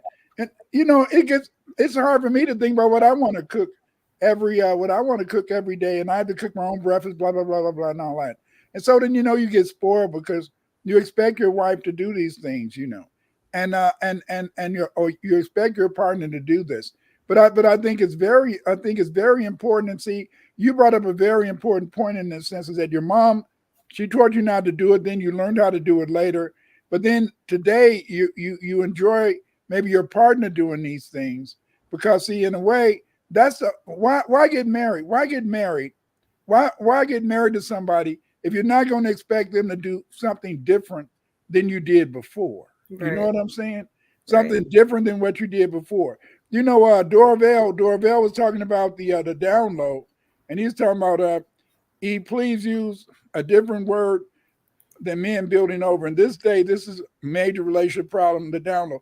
Well, it's always been some people who are down low, hey, back in the day. But see, the whole point is that some people, they don't know, they give up their masculinity, or they want to do that. And see, because I'm trying to keep this clean because it might be a child that might be hearing this stuff. I hope not. But the point is this is that, my father said only women get fucked, and that's just it. You see? So if you're letting somebody penetrate you, then therefore, in a sense, then you got to go that way. Mm-hmm. But I found that a lot of people, they're like that because they get the idea. To me, I found that most people who are kind of gay or in that direction, they think they're better than everybody else. They think that they're special. Those were the people when you was in school who always felt they just knew something more than you, and they were the more gifted, and that you didn't understand, and they were doing something that made them special. And I think that that's what they want to do. But I always felt that you're already black, and then you're gonna be gay. That looked like you're just throwing too much on yourself. Like a struggle at this point. But that's interesting. So okay, Dorvell, I will do better with my vocabulary. However, I do think that the compromise, maybe that's what I was referring to. And once we start compromising little things, then I guess we're expecting bigger things to have another compromise. I feel like if we are attacking our relationships with the same girth that we attack other things, or chasing the bag, or anything else that we're thinking is important, then it wouldn't necessarily be a compromise as much as I'm doing the things that I'm supposed to do and you're doing the things that you're supposed to do. We're not saying that we're both doing the same thing, because why would you get with someone who can do the same things as you? We should be doing something different to make something bigger. Or at least that's my thought about that. Yin and yang. It's all yin and yang. It's all yin and yang. The man's cat said loads of truth and sense, facts in Ecclesiastes 7:26. We find more bitter than death. Those women whose hearts are snares and traps, whose hands are chains. Respect and reciprocate. Proverbs 30:30. Please read. I have to tell you guys, don't pay attention to everything in the damn Bible, because the Bible is full of lies. And I'm going to tell you this because, see, when you read the ancient literature, the first human created was a woman. See, and many other things in the Bible are written by men who were afraid of women. They're always, the woman is evil, the woman is this, the woman is that. And the whole point is this, is that that's all bull. The woman is your friend. They always make it look like women are out there to trick you, women are out there to snare you. But the thing is this, is that when you get to know women and when you allow yourself to get to know women, you find that it's not as bad as you may think. It's not as bad as you may think. And see, our problem is that we read these books, the Quran, the Bible, and they're teaching us stuff that are anti-female when it's all bullshit. Look at this. That's why in Islam they call it Sharia. Sharia is the law. But see, there's not one Sharia. There's Maliki, Mojave, Habali. And you notice in a sense, Maliki says the woman should be respected, the woman should be given grace. But most people today are Wahhabis. They follow Saudi Arabia. Watch that woman. Don't let her ass drive. Don't let her be out there. Don't even let her show her damn ankles. What the hell is a damn ankle? Don't let her show her hair. That hair make me get all excited. Think about it. And yet people want to make you believe that this book is everything. No, the book was written by a bunch of men. And the point is this, is that a woman is not your enemy. See, we feel that a woman is our enemy because our reality is that mama told me what to do. When mama said I was going to get fucked up if I didn't do what she told me, and I went out and I got fucked up, mama's a witch. Or even deeper than that with the Bible. If you were taught that I was created from a rib being ripped out of you, you might feel some kind of way about me. The reality is that I birthed. Y'all didn't birth, The Sumerian literature makes it clear that we were made out of the rib, not the woman. But go ahead. See, that story was always kind of strange to me because it just seemed like hocus pocus. Like they don't want to talk about reality, which is childbirth, which is portals and transformation and a transportation, a vehicle of sorts. I think that, is this the same law where, when we're on our cycle, y'all have to be away from us, or we have to be outside in a tent, or we better, you might kill us. Well, I mean, if you bleed for a bunch of days and we don't die, maybe that's some kind of magical power we've got going on. I don't know. And that's why you became the moon god. That's because the moon, that's why the moon was our first god, because the moon represented death and resurrection. And you were death and resurrection. But see, Dorville said, I never thought to associate narcissism with homosexuals. Thanks, Dr. Winters. I don't know. I could be wrong. But the point is this, though, is that you are. See, the woman is everything. The woman is everything. A lot of people, a lot of brothers on the manosphere say, Dr. Winters, you're simping out. You can say I'm simping out, but I'm happy. I'm not upset. I can be alone, but I don't feel lonely. I got memories of being with a beautiful woman loving me. I got memories of a woman that in a sense, when I shit on myself, she'll clean the shit off me. I got a woman in a sense, when I threw up, she picked it up. When she threw up, I picked it up. When she was sick, I did that. And see, we were good friends. See, and the point is this, is that I thank God so much that he allowed me to allow my wife to be who she was, that God allowed me to not try to make my woman be what I wanted her to be, but let her be who she was, who she wanted to be. It was, that's just the way life is. But see, we're always so busy trying to make people live in our reality. And sometimes our reality might not be right for them. As Eve said earlier, she said that it has to be a little different. It has to be a little yin. It has to be a little yang. It has to be different. If we're all the same, why are we together? That's just it.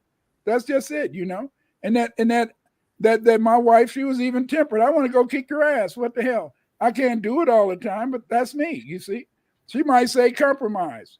I might say, let's go fuck them up. They're all brutes. Bring the brutes down. Bring them Destroy down. the brutes, you know. Let's talk about like and love, because you keep bringing this up. You know, you and your wife are friends. You know, we're supposed to be friends, or we're going to be friends longer than we're going to be lovers. Maybe You are. So then now I'm in a very deep thought about like and love. When I met you, I liked you. Then I fell for you. So now I love you. Now we have a family, and it's not just romantic in love, but we've got agape love, we've got familial love, we've got all these different. It's all the same love. No, what you've got, you fell in love, but now you respect, and because you hold him in so much, because he's so highly respected, he seems as though he's everything. Your partner should see you as someone who, I respect you so much that I hold you in high esteem. Remember, high esteem. See, love is not enough. Love is not enough. Mm-hmm. See, love is a word, but love is not enough. You need something else. That's why you said that in your relationship with your partner, you didn't want to keep it boring. Some things you wanted to do to make it the way you wanted it to be. And see, that's because the fact, in the sense, is that that's not necessarily love. Love. I'm not going to say it's a state of mind, because you already taught me something when we talked about that. You taught me that love is a state of being. Yeah. Being is different from the mind, because see, as a psychologist, I know that we don't know where the mind is. The mind could be up in the sky. The mind could be in my foot. The mind could be in my left hand.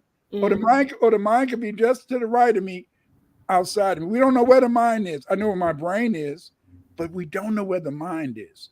But when you said that love is a state of being, then you're saying that's how you feel, that's how you exist, that's what it gives you. See, it's just like when you feel so close to your partner, it makes you feel something that just tickle you. It just tickle you.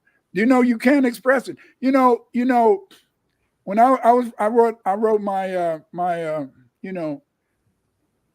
I wrote, in a sense, a memoir, and it took me years. It took me years to I wrote everything, but I didn't know how to put in my memoir how I love my wife, because see, I bet if I asked you, and I'm not going to ask you this silly question, but if I asked you, Eve, why do you love your husband? You can't put it in words, because see, when you really feel something, if I asked you, how do you feel about your children?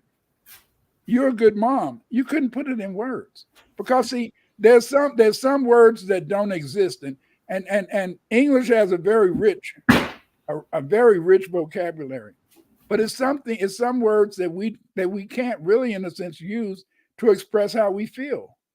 We just go through life and we use these words, but these words, in a sense, may not accommodate how we feel in here.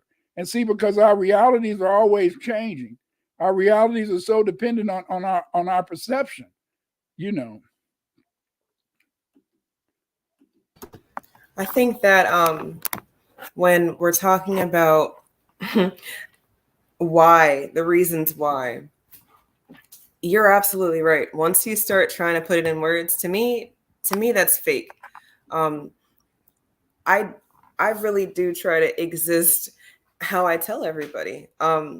Love is a state of being. I try to show it. You know, it's about what I'm doing, and then do you feel it from what I've done? So, like you talked about your wife earlier, with making sure that y'all had, meals that weren't boring, or that she was cooking for you, and now you have issues trying to figure out what you want to make or whatever. That's a whole process. But I do know that I want y'all to feel good after you eat. I know that I want it to taste good. I know that I didn't want the same thing we had yesterday. So, as long as I'm having these thoughts about how I want you guys to feel after the fact, then hopefully you would have felt the love that was involved in the preparation. Now we went all the way to the beginning.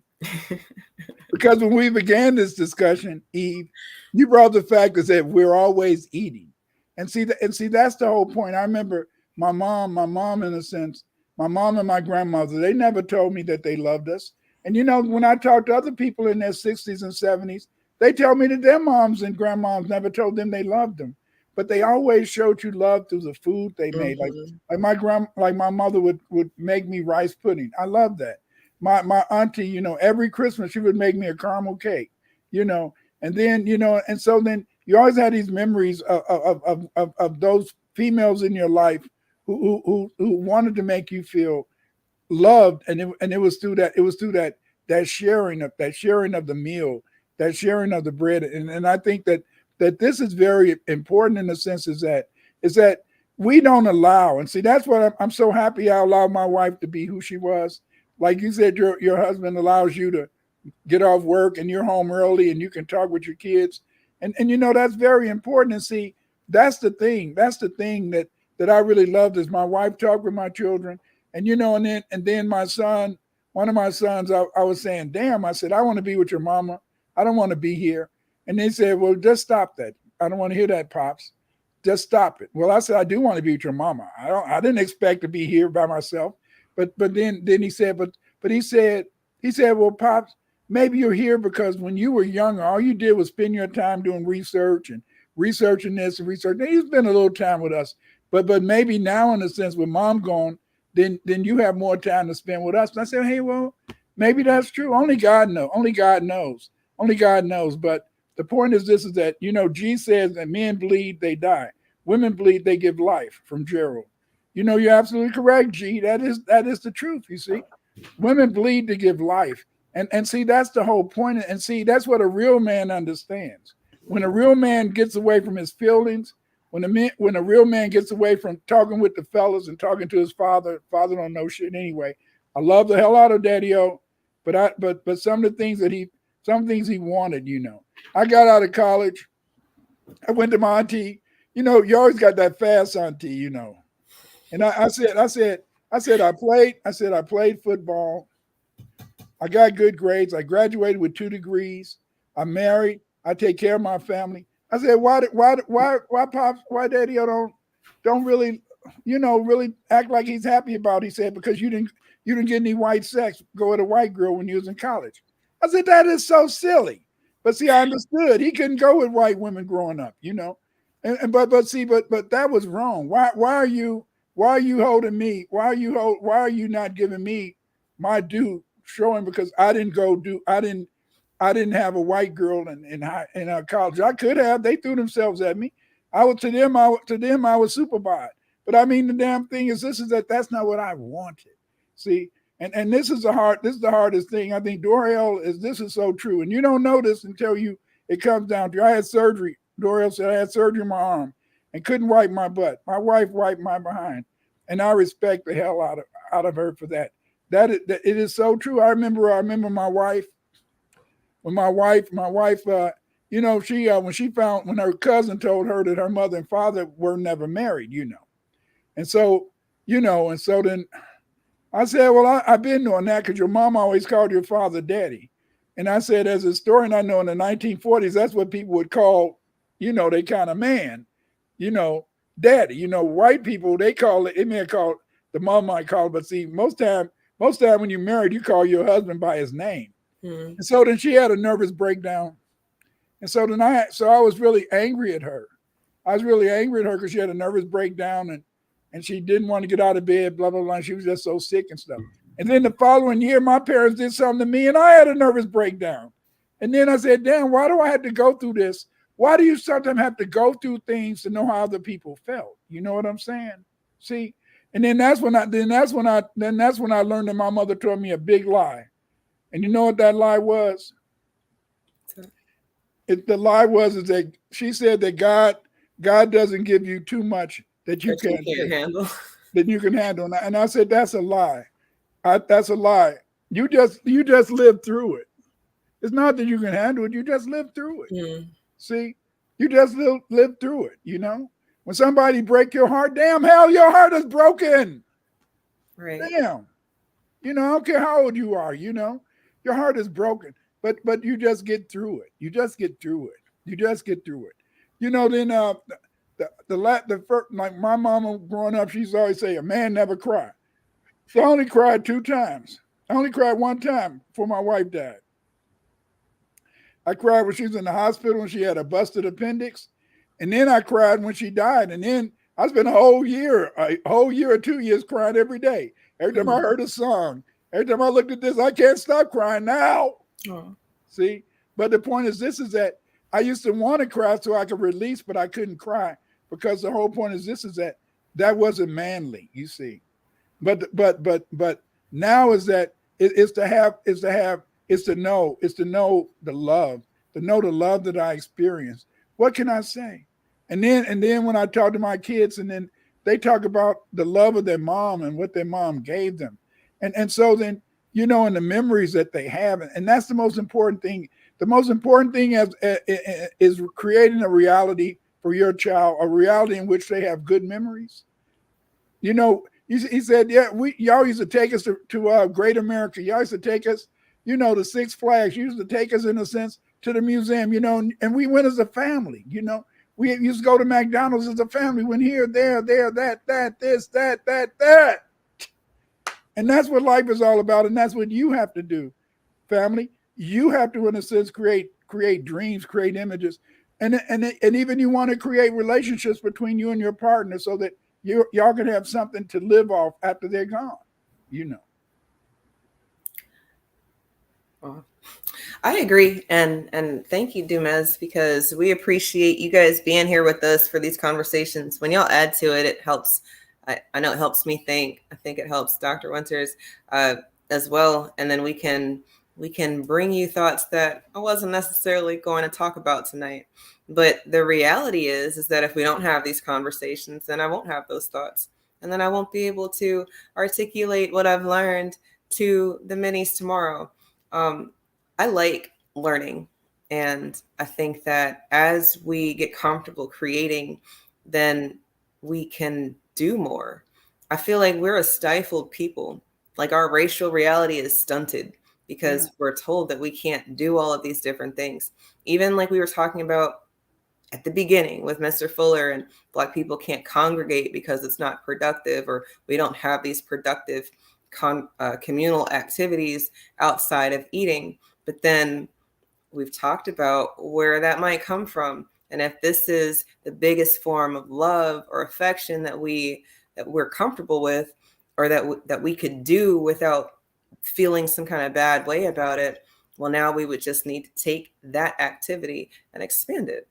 But if we were told that we can't be around each other because all we do is eat and drink and smoke, and we're always just congregating and hanging out, then you might not ever have the thought to do something more next time your family gets together. Yeah. And I like that we can broach these topics together and maybe make a decision about how to move forward, Yeah. Brad Murray said it took me a while to cry after my mom passed away. It took me listening to Ali Sadiq tell the story of his sister passing away. That shit broke me into tears. And see, that's the whole point, that's why Eve, that's why I wanted to do this show with you. I wanted to do this show because we always got people on Instagram talking about, Foundation of Black Americans, talking about, we got to differentiate.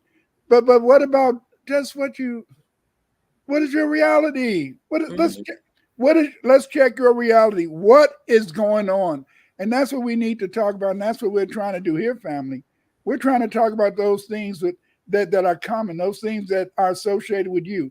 That's why we love you guys who can come and share with us your ideas in the chat, because see, that helps us to even more so think about what is more important. How do we feel? Because see, it's a lot of things that we have on our mind and that we think is stupid. It's a lot of things we think about and we don't express them because we say nobody else thinks like that.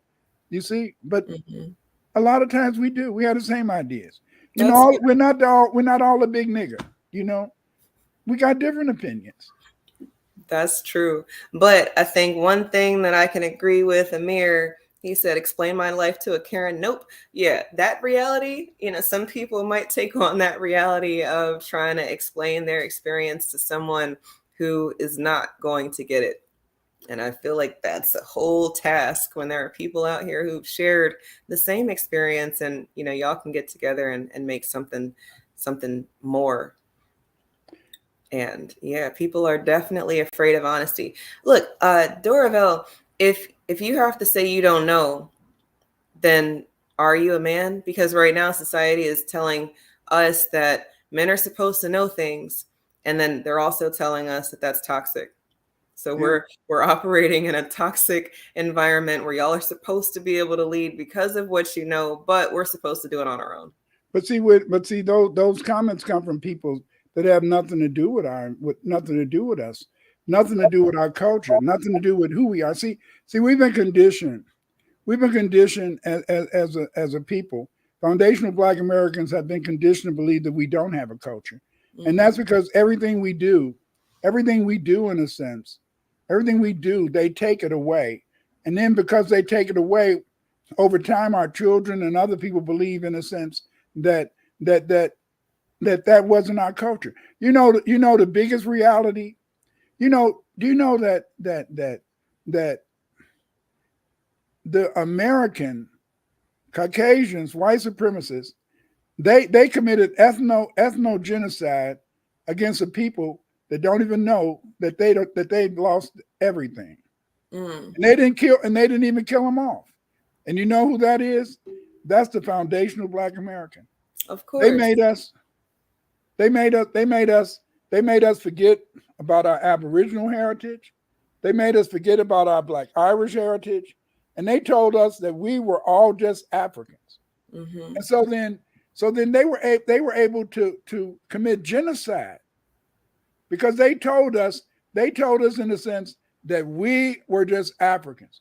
They told us that our grandma that we light skinned because every one of our grandmamas was raped. You Hmm. see, they told us that our names came that we got our names from them, our surnames, even though they hate us and they wouldn't want you to have their surname.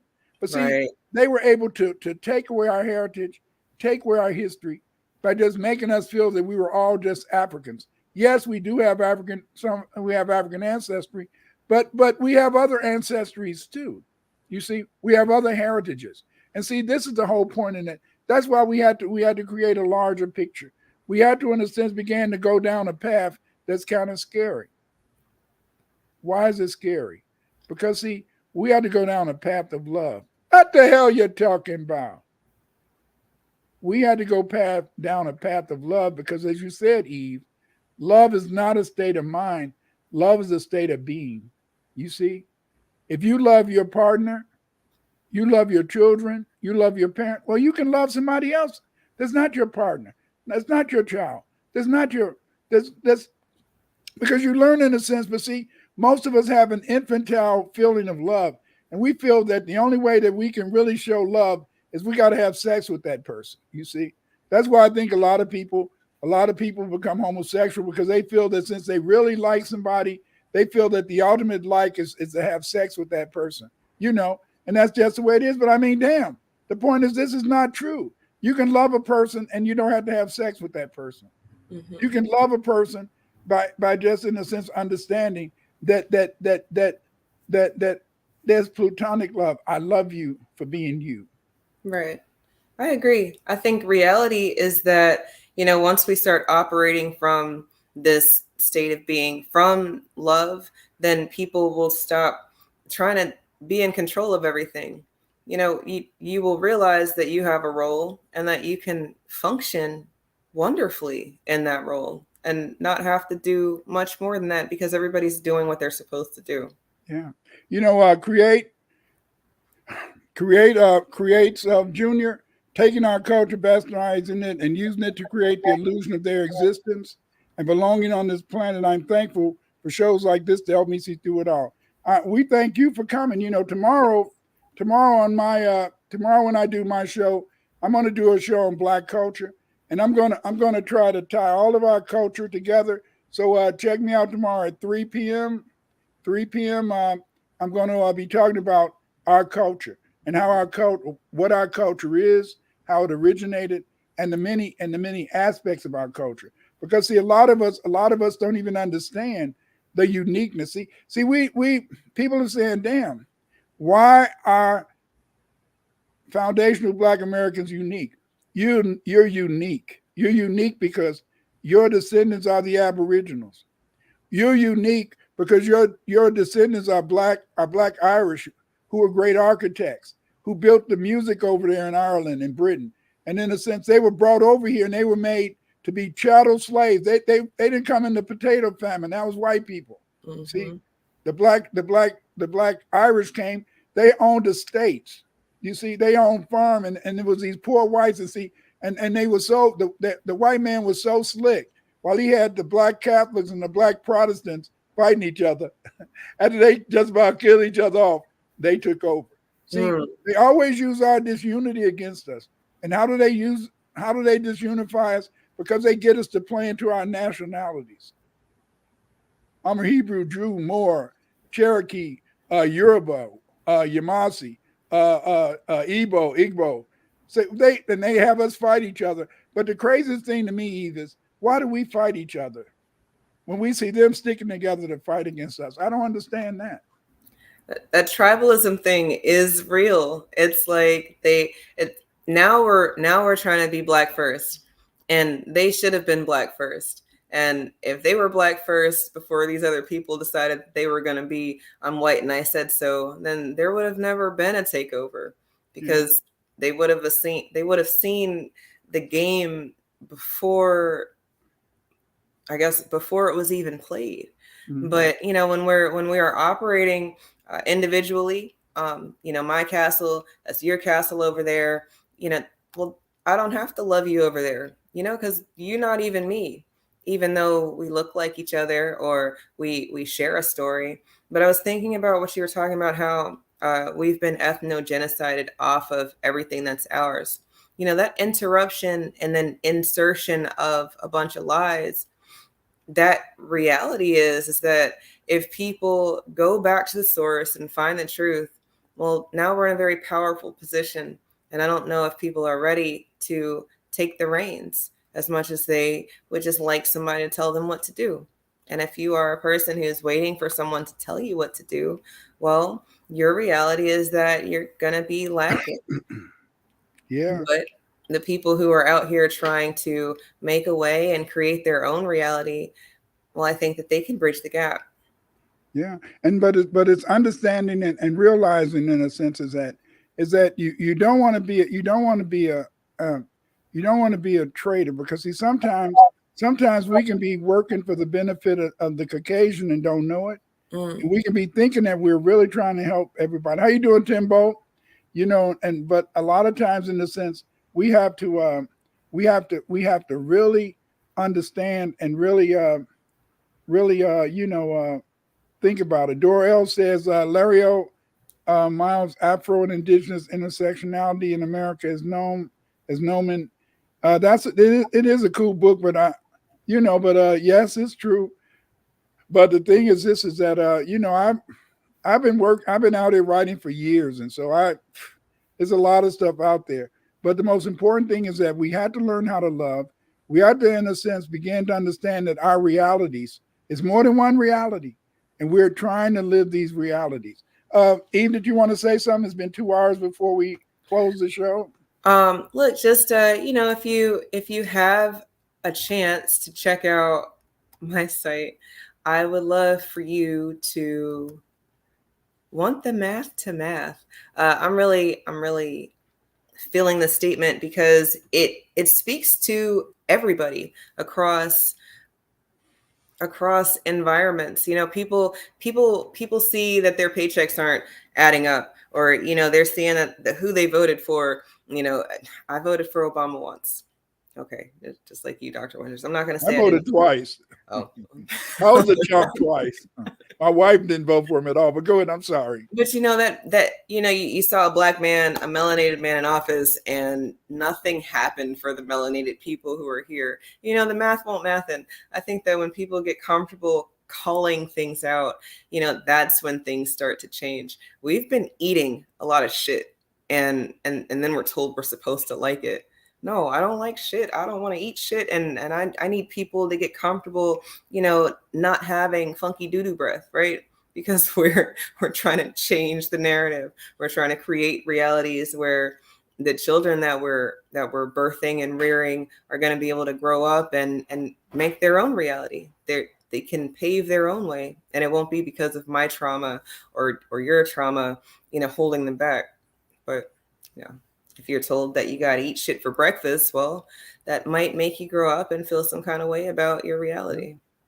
Yeah, and that's true, and it's very important. And I think that, but anyway, family, we'll talk to you guys next week, and hopefully you'll tell other people about our conversation tonight, and put a like right now, put a like on the video. Hit the like on the video.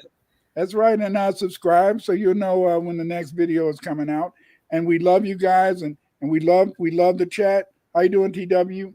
And we love all of you guys because, see, again, you're allowing us to think, and that we don't know everything. You guys take care. All right. Black first. Bye. Black first.